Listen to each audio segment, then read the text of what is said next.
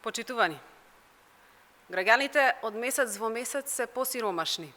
Трошоците за живот растат, а платите стагнираат. Според последните податоци, на едно 4-члено семејство во јули му се потребни над 65.000 денари само за основни трошоци. Само за храна им се потребни речиси 24.000 денари. Тоа е повеќе од минималната плата, која стои ниско во место, додека цените пробиваат плафон. За само 3 месеци, синдикалната кошничка е поскапа за 2637 денари. Годишната инфлација достигна 4,5%. Ова не се бројки на четвртата економија, туку алармантни податоци за економија во колапс. Јасен, недвосмислен доказ за целосниот дебакл на економските политики на владата на Христијан Мицкоски. И во вакви услови, додека народот не знае што ќе стави на трпеза, наместо да преземе мерки, Мицкоски прави весела математика за 5 типови синдикални кошнички. Фактот дека народот нема пари не може да се покрие со инженеринг во бројот на кошнички.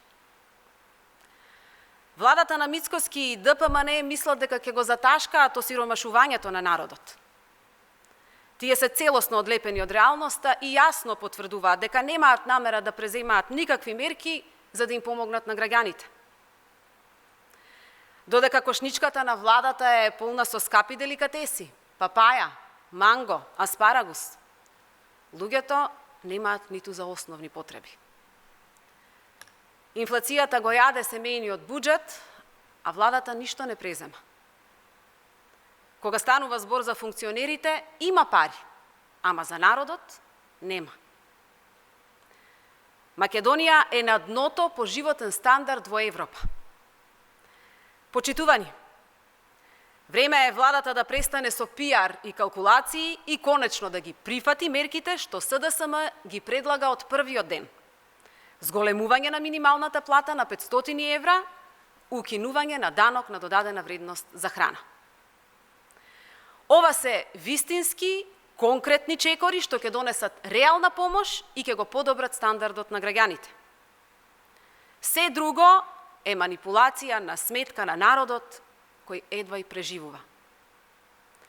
Сиромаштијата не се решава со измислување нови кошнички, туку со одговорна политика и конкретни мерки, ама веднаш. Благодарам.